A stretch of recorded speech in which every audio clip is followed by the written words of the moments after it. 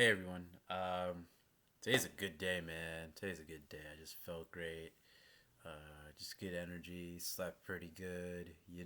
Yesterday was pretty sick too. Actually, um, I was at work yesterday. I had to go in and I met like out in the park. I was walking to work and I met a creator of one of my a new YouTube channel that I've been getting into. So it was cool to see him just kind of have the camera and make videos and stuff. I said what's up to him. I thought I saw when I went out to go eat lunch because I had some time too. Where I was sitting, I thought I could be wrong, but I'm pretty sure I'm right.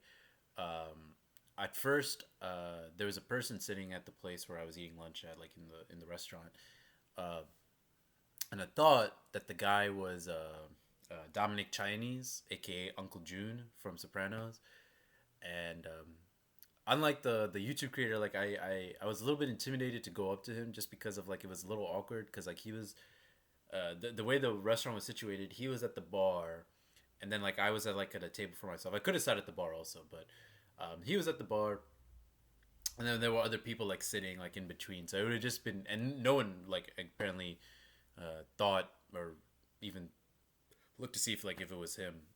I mean, like at this point, Sopranos is kind of old. It's like a 20-year-old show, so it's not, people may not know him the most, even if it's something. It's a show that's been recently rewatched quite a bit, especially during COVID.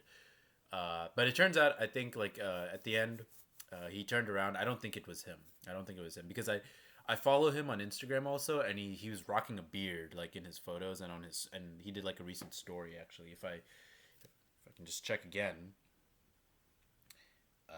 he was rocking a beard, and then the guy at my restaurant when he turned around to leave, he was clean shaven. So I don't think it was him. He still looked very uncannily like him though from the side.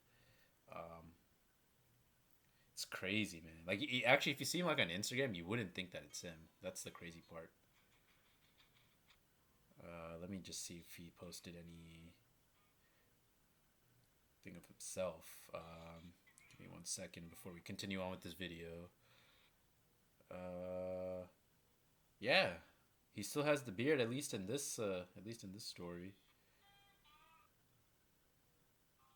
Damn. Okay, that's what I'm saying. I'm pretty sure it wasn't him. He looked very uncannily like him though at that restaurant. Acted like him, kind of walked like him too. I was a little surprised. And his eyes were black, but Dominic Chinese, I think his eyes are supposed to be like light blue or something like that. I'm not sure. Anyway, um, turns out like I don't think it was him. Once he turned around. But yeah, yesterday in general was a good day. The state of play was awesome. Metal Gear Solid 4 is free from the PS3. I've been meaning to reread Dragon Ball for a long time now. And I really, and this is just like a question to anyone. If you guys know a site where I can read, not the Viz translation, not NOT, the Viz translation. I'm going to say that again because I need to specify it. Not the Viz translation. I want to read House Scans, Project Z, or Seed of Might. And Seed of Might without torrenting because my computer's a piece of shit. It's not going to be able to handle that. Um, or now it's a piece of shit, I should say. It's very slow. It's pretty old. Um, but if anyone has a site that I can read Dragon Ball, please let me know with those three uh, sources or translations that I mentioned. But with the Dragon Ball rereading, Metal Gear is my favorite story game franchise, and now it's all like available like in modern kind of consoles. So now I might even replay Metal Gear because last year during the summer I just got like it might have been because Delta was coming out, Snake Eater, but I just got this urge to just rewatch Metal Gear Solid 3 stuff, a little some Metal Gear Solid 2 stuff too, and yeah, some MGS4 stuff as well. But I just got like this Metal Gear, like just like this rush. So yeah, I might replay it too. But the state of play yesterday was really good, man. Not that I'm a dead or alive player like that, but it was nice to see that come back. I'm always down for like fighting game stuff. On that note, Marvel Tokon Wolverine is once again in a fighting game after how many years? 15. I think MVC3, the souped up version, came out in 2011. So yeah, 15 years I think, or 2012, 15, 14, something like that. So great to see him in a fighting game once again. He's my second favorite Marvel character behind Black Panther, who I'm hoping makes that game. I don't know if I'll buy Tokon per se because ArcSys is they're good. I buy their games, but I'm not Like tag fighters like that and Marvel, not entirely my speed, to be honest with you. Um, Plus something about the Marvel aesthetic, it's not like it's great, but it's not like there's something about it that's like preventing me, just like it's throwing me off just a little bit. Anyway, that's a whole another conversation. I just want to say it was all a good day, and that kind of transferred off to today. Kiwami 3 came out yesterday officially. I think the release date was yesterday. Um, I know this is going to be a One Piece chapter, but I might as well just start this off by just kind of going almost like one of my streams. But Kiwami 3, like I always said, Kiwami 3 doesn't really need a remake.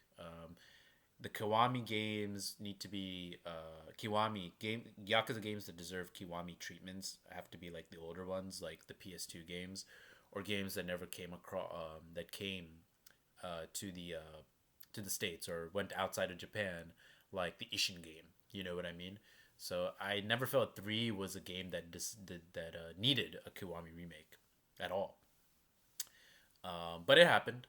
And one of the things I always said, like, to be open minded. Like, I know, like, everyone is talking about the Kagawa Sex Pest stuff, and that's kind of like its own thing. But in terms of, like, the actual content of the game and some of the changes they could make, I always thought 3 and 6 were, like, the worst, like, stories and plots, like, in the franchise. And I know there's been a lot of, like, reversal of opinion on that as of late, saying that, like, oh, 3's actually really good and stuff. I just kind of thought that 3 story was always, like, a little off. You know what I mean? Like, not exactly the best. Especially that one scene. This is just a spoiler. I'm just gonna spoil it because I don't think it's the best story out there. But when Rikia dies in Yakuza 3, and then Kiryu's like crying at his death, just didn't seem very authentic. Seemed kind of forced, kind of contrived, um, forced, and just unbelievable. It just wasn't authentic. Flanderized, I guess is the right word. Just seemed to be like over dramatic. Not that a character's that you can cry over characters dead, but Rikia, really? You just see like how he reacted to Kazama, like his OG, like Kiri, I'm saying, to his OG foster dad and his or to his foster dad, and to Nishiki's death, to Yumi's death, right? Not even like half that reaction. So to see him do it here was just 3. I just inauthentic. Doesn't feel authentic. That's what it is. It does not feel authentic. Um, so in that sense, I thought Kiwami 3 could improve the story and rewrite some stuff, and it certainly did rewrite some stuff, especially the ending with Mine's death. Now that Mine is not dead in Kiwami 3, and now he's a Daidoji member, which I think is just unbelievable. Him surviving the whole fucking fall from the Millennium Top. I mean, you can kind of already expect that, to be honest with you. Like it really shouldn't be a shock for the last 2 years, considering that Yakuza 8, we know that Andre Richardson was alive and he was a bartender out in Hawaii. So just seeing that, it should have been like obvious and natural to think that, oh, Mine is surviving too. So I kind of like suspected that also, to be honest with you.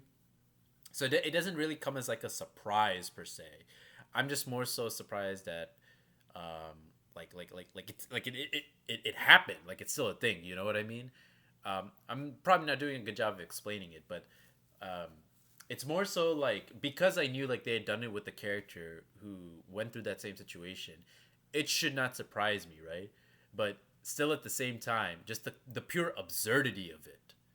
That's what it is. It's the absurdity of it that really just strikes me. You know what I mean? And it's been happening since Yakuza 7. You know, honestly, with Kashiwagi. Kashiwagi's alive. Lao Kalong is alive. Andre Richardson is alive. And now Mine is alive. And then they rewrote the whole Hamazaki thing. Hamazaki's a character, like when we get introduced to Saejima in Yakuza 4, he's the one that helps breaks him out of prison, and he dies during the prison breakout, right? Like he's a reformed character. And now they changed all that. Now Hamazaki doesn't go to prison. He doesn't meet Saejima. He gets recruited into the Daidoji, you know? So definitely I don't like that at all. I don't like that. I don't like that. If I don't like Richardson surviving, I'm not going to like Mine surviving. But with that being said, today I recently finished and watched the entirety of the Dark Ties story, and the Dark Ties ending is where you see like Mine survives the fall from Millennium Tower, right? And that's ass. That's trash, right? But everything before that, actually pretty decent. I'm not gonna lie, actually pretty decent. And one thing now that I've watched both The Sopranos and The Wire. And you gotta remember, like I watched a walkthrough for Yakuza 3 before those series. You know what I'm saying? And now I see that, like, if I look at Stringer Bell and The Wire, and a bunch of capos under Tony's family, the DeMeo crime family, and the New York City mafia, like under Johnny Sack, earning and money is such a big part of like crime, right? You see, like again, you see it with Stringer and The Wire, like trying to do business and all that, and again, you see it with the capos. Like Vito was Tony's highest earner. Ralphie was a great earner for Tony, right? So Mine, his fixation with money and how that works with the Yakuza is very similar to that. So I think it's good, like realistic, grounded, sort of relatable, not emotionally, but I'm saying relatable to real life context. And that money plot point is also used in later Yakuza stories, like Yakuza 5 with Akiyama, um, Yakuza 4 with Akiyama, I should say, Yakuza 5 with I'm forgetting the dude's name, Minoru, the guy who Morinaga shoots. I'm forgetting his name. I think it's Minoru something. Aoyama, I think that's his name in Yakuza 5. Um, yeah, I played Yakuza 5 like 10 years ago. Can you believe that? I be Yakuza 5, if you guys don't know, like Yakuza, like the big boom in the West started with Yakuza 0 in 2017. But I was earlier before that because I started to get into Yakuza in 2016, and then I played 5 myself. So 5 was actually my first Yakuza game in 2016. I got it on PlayStation Plus and played it on my PS3, and that was 10 years ago, in 2016. So exactly 10 years ago. Like if it's 2026 now, it's more like not 9.5, but 9.75.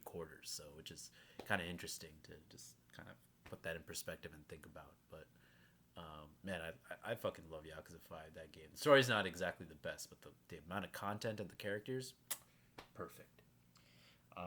Sorry, I've been going in, like this is supposed to be a One Piece review, and the first 12 minutes I've just been talking about like non One Piece stuff. But man, yeah, man, I just even my thoughts on Dragon Ball Super. Like I've understood more about like Dragon Ball Super's creation, and there's some things that I can accept a little better too. You know.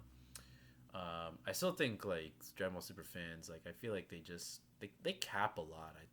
I think they just try to over justify for why they like something. And like I saw comparisons of the Dragon Fist to Goku's Susanoo, and I just don't think it's comparable. The idea that they're the same, like, oh, you're creating like a big construct out of nothing, and that's not really the point. The reason Goku Susanoo doesn't work is because of like its functionality. Like when you create attacks in Dragon Ball, they have to be functional, right? They have to functionally make sense. So even though something like the Big Bang attack and the Genki Dama and the Kamehameha, the Final Flash, the Masenko, all of these attacks are similar in the sense that they just cause big explosions. Hell's Own Grenade, like the English term, Piccolo's Hell's Own Grenade. Um, like they're all similar, right? But functionally, they all serve the same purpose, right? Which is to blow some shit up, right? Goku Susanoo doesn't like. It's not that it has to blow anything up per se, but you have to think about like what is Goku Susanoo, right? What is he doing when he does that? He's making a big construct of himself, and you have to ask yourself like, okay, what does this do? What is the purpose of this? Like what is this supposed to do, right? And evidently, if you think about like growing big as like Piccolo does or something, it's this idea to cause more destruction, right? To cover more surface area and all this. And that's functionally like why it doesn't work, because the idea that like the Susanoo goes into like a grappling sort of like a like a like a hand holding sort of thing with Planet Moro. I'm just gonna call him Earth Moro. Doesn't really work. I feel like that doesn't that functionally there's no need for that. You know what I'm saying? Functionally, there's no need for that, right? Like it doesn't make sense for Goku to just like create this attack to do that when he can just probably punch Planet Moro in the side of the cheek and shatter the motherfucker. You see what I'm saying? Or like just straight up like punch his jewel, right? And the Dragon Fist to me is not entirely like that, because if you see the Dragon Fist, especially in GT, I think the first time he uses it is against Hirudegarn in movie 13, and the fact is like it functions similarly like to a key beam. like to a Kamehameha or to a Final Flash or a Gallic gun, in the sense that it tears a hole through the opponent, right? It's this elongated ki attack, or well, we won't say ki attack. Well, it is a ki attack because evidently Goku's his fist does turn into like a dragon sort of like picture or construct or whatever you want to call it. But functionally, it's like this elongated ki attack that pierces a hole that is supposed to overwhelm the opponent, right? So functionally, it's no different from like those ki attacks that I mentioned. And this is like, even though rightfully so, it well, somewhat rightfully so, I got cooked on Twitter for saying like Gas's like ki constructs are useless because he's just making ki attacks to make weapons when, as a demigod, you shouldn't really need to do that. You should just be like Trunks and not waste ki on making those. And then half rightfully so, I got cooked because not all of those were ki constructs. Those were actual just real ass weapons that he was summoning, like how Kaioshin summoned Kachin. So I was in the wrong for that, half half rightfully so. But the reason I'm saying half rightfully so is because the Spirit Sword that Vegito uses, I was saying that's not really a weapon. That's not really a weapon. It's not a weapon in the same sense that like Trunks' sword or Yajirobe's sword or Janemba has a sword, right? Or even Gyuma, Ox King, that he has an axe, right? I think he has an axe if I'm not mistaken. Or like Chi-Chi's little fucking blade helmet, right? Vegito's Spirit Sword is not a weapon like that, right? Because all he does in the manga is he just uses it to impale Boo and bring him up, right? So functionally, again, it's an elongated ki attack that pierces the opponent, right? Piccolo's special beam cannon, his Makanko Sapo, is unique in the sense that it has like a drilling effect. So that's just like some interesting like characteristic or an interesting flair to the attack that Toriyama decided to add. You see what I'm saying? I'm saying this all that to say is that when you create attacks in Dragon Ball, they have to functionally fit within the system. And I saw arguments that like the Susanoo, like it's meant to like hold characters in place. Okay, like when does holding a character like holding them or grappling them? Like if I say like I have to grapple an opponent in Dragon Ball, you don't have to do that in Dragon Ball, right? You can hold an opponent in place. I'm not gonna say that. Let me kind of rephrase that a little bit. Goku does that with Raditz, obviously, right? When Piccolo fires the Makanko Sapo, you have the whole Gotenks and Butenks' what's it called, Galactic Donuts attack, right? So you have these attacks to restrain characters, right? But the idea that you have to create this big ass like key projection of yourself to hold the character when you can just make simple rings or just simply grab them doesn't really like that seems excessive, and that's why it seems like it's overdone and it's contrived. So that's kind of the point that I'm trying to make. In the case of the Dragon Fist, Goku's like the dragon just opens up like at the where his like the head forms like where his fist is, and then there's like a trail like the dragon's body is just a trail. You know what I'm saying? That being said, like Dragon Fist is always like a little different. You know what I'm saying? The Dragon Fist is always like a little different in whether it's in movie 13, whether it's in GT, because when he uses it against Hirudegarn, uh, it's more like just the dragon head is really like the penetrating or like the attack that like hits the opponent, right? Like the fist turns into the head. The rest of the body doesn't really like accomplish or do anything, right? It's similar to like kind of Goku like when he killed King Piccolo, right?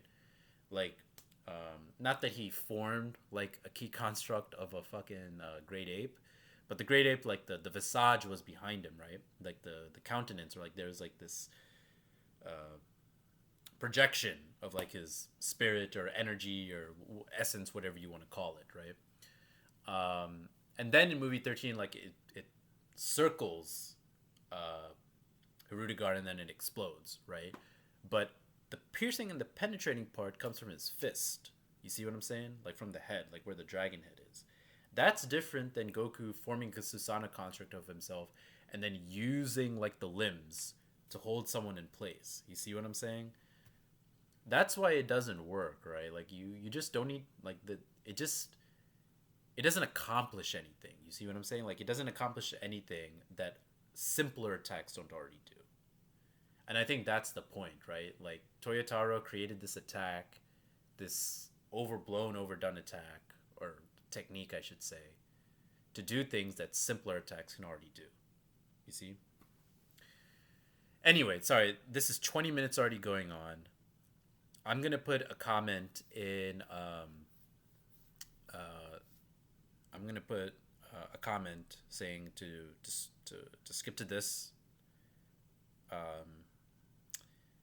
timestamp so that you can watch me go through this One Piece review. Um, I think I might have been spoiled. The title of the chapter alone is getting me hyped up. It's called "The Strongest in the World." It's pretty sick. That's a fucking awesome ass title. If there's Power Man, I'm all there for it. But I think I did get spoiled because I think Ragnir's Devil Fruit was revealed, and I did see a dragon, which sucks that I got spoiled on it. But you know, a dragon does fit though, considering how much we love, how much dragons are important to One Piece's story, actually. So let's just read this chapter and that keep you guys going because that's what you guys came for, to see me react to One Piece. Anyway, strongest in the world. Oh, I like this. Roger with the Tyrannosaurus. I like that.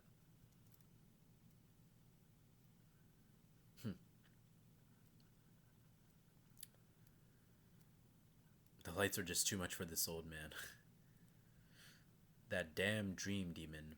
And it's not just the ship. Um, it like Summers is on something. Is that like a long ass like vine or thorn or something?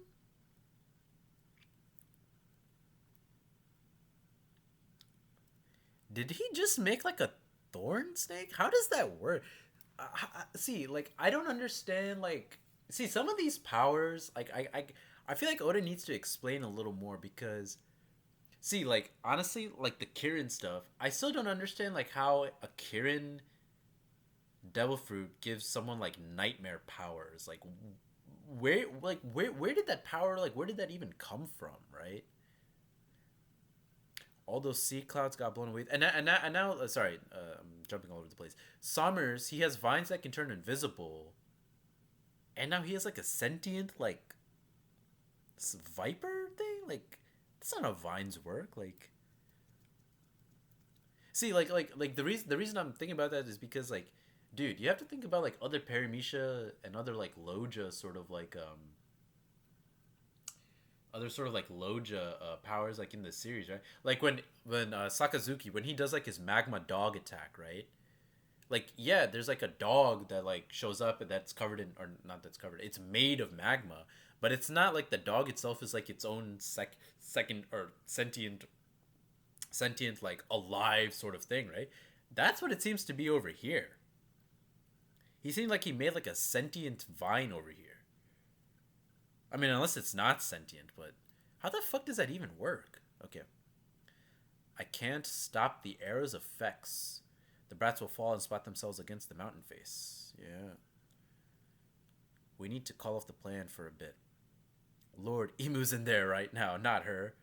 We have to free them from this arrow.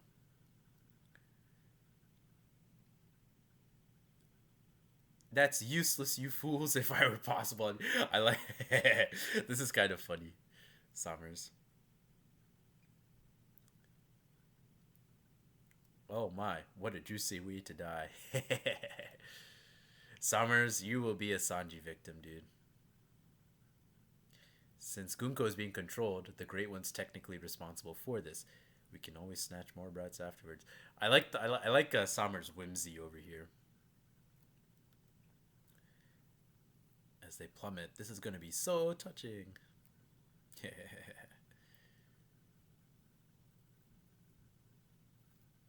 Okay. You kids are about to fall to your deaths. You've come so far to find a morbid finish line ahead. We'll fall if we keep going. If giving up my arms is the only surefire survival, then so be it. Grandpa Oimo. Unfortunately, there really is no way to stop this. We finally got all the brats to the armor. You know, there's been so much Kitten stuff as of late. Like, obvious, not as of late, but Killingham revealed like that was last year, right? But now that I was mentioning at the start of this video, Kiwami 3, Mine's back tattoo is a Kitten, and I just recently had a beer, Kirin Ichiban. Not recently. It's not the first time I've had a Kirin Ichiban beer. I've had it like so many times, like in the past, but it's a good one. It's a very actually, I think my favorite Japanese beer. A lot of people say Sapporo. I think mine is Asahi. Actually, I like the dry taste.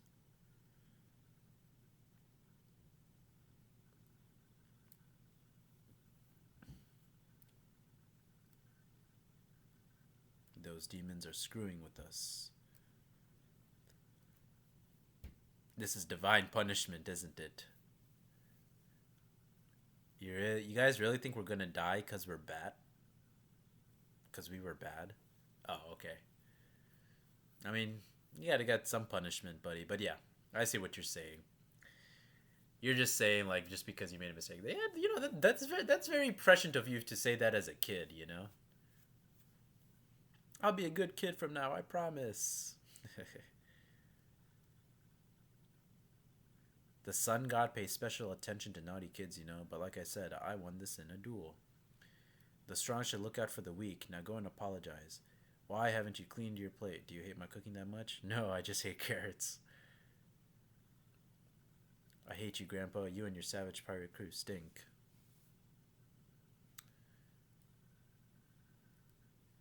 I didn't do it. Call on. Come here. No, Ripley. Oh shit. Damn, it's going through her. I'm not letting you die alone. Oh shit. The parents are hugging their kids.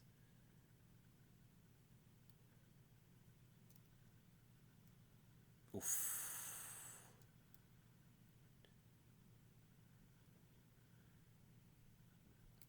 I don't mind being scary. Your fierce mommy lives to protect you. It must be nice having parents like this.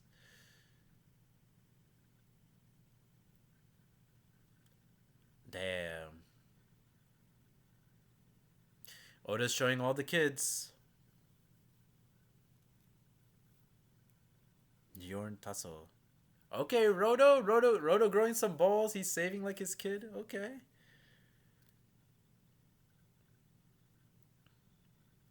What a touching story. Those parents are stupid. Yeah, yo, look at this dude's face, dude. He deserves to get his ass beat for sure, but come on. Their love made them choose to die with their kids. I have butterflies in my stomach. What beautiful, meaningless deaths.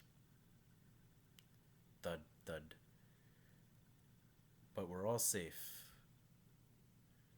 I call that one Gum Gum Rice Cracker Belly. Anyways, you're kind of digging into me, so get off. Luffy. Hey, you. As soon as we land. Oh, this is the dragon. I want you to hop off my back. You hear? Did he say back? I don't want you meddling in my fight. You guys just come falling down on us out of nowhere. Good thing we're passing by. I didn't sign off on this. I'm the Great Destroyer. I'm not responsible for anybody's safety. Now let's move.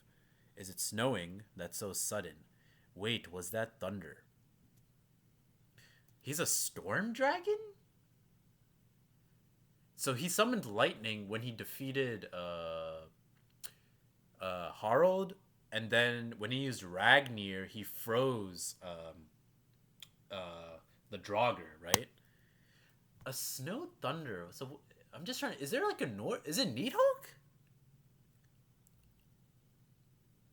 Is it Needhog? Or is it like Jormungandr or something?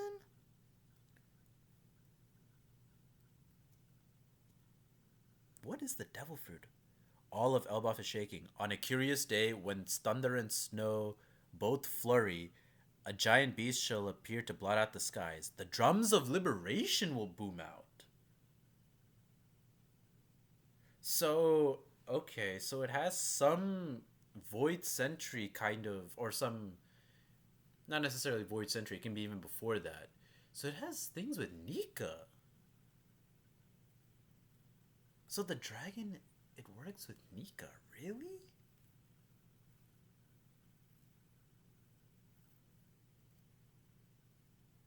and the sun god will rise. Ah, yeah, yeah, yeah. Look how big you got. Now this is gonna be funny. The hour of El. Yeah, it is a dragon, but what is this? So the tongue is out like Loki's like like he has like that. What the hell is this?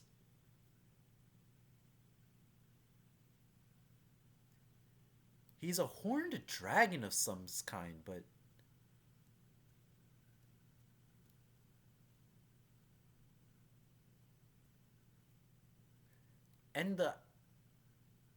and the squirrel Ratatansker or Ragnir, like he's happy, but like I what the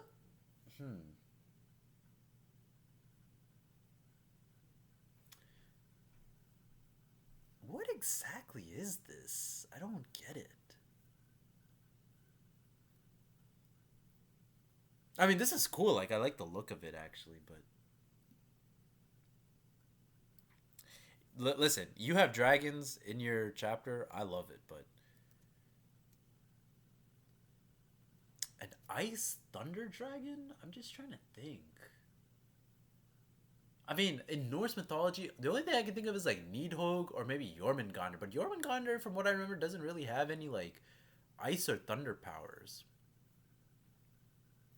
I mean, I think like okay, maybe this is like a portmanteau of like Norse mythology in the sense that Loki. So like Ragnar and the Lightning is very clearly like Thor and Mjolnir, right?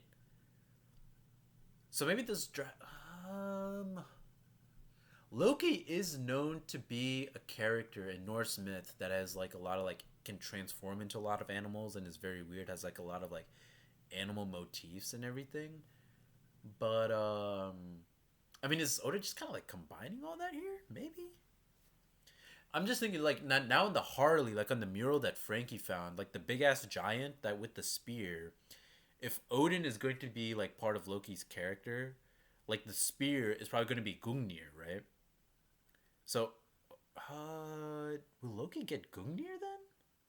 And then there's got to be like some sort of like Fenrir. So there's got to be. I'm assuming there's got to be some sort of like Fenrir like portion to this character or like motif to this character. I'm just trying to think though.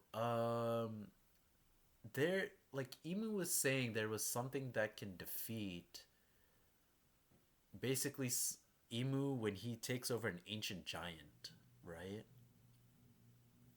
I mean, dude, Harald was basically on Zebek's level, right? Like that was his competition, bro. Harald was that fucking strong, dude. Uh,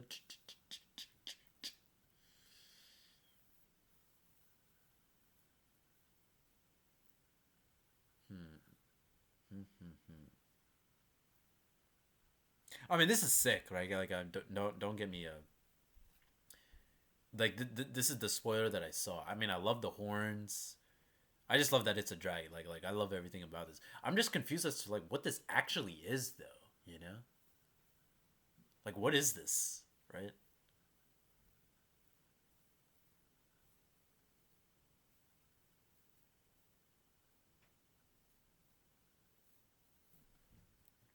Let me just read what Jarul is saying. On a curious day when thunder and snow both flurry, a giant beast shall appear to blot out the skies. The drums of liberation will boom out, and the sun god will rise.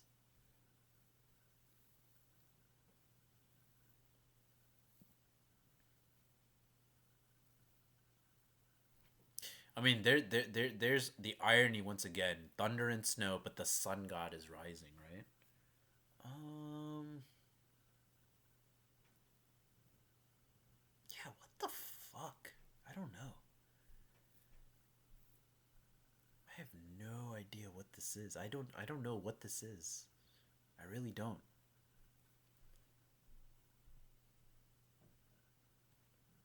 I really don't. Looks cool though. I mean, I'm just happy that I saw it. Anyway, that's the end of the review. We have a break next week, which sucks, but I hope we get the name of the fruit or something, right? That'd be pretty sick.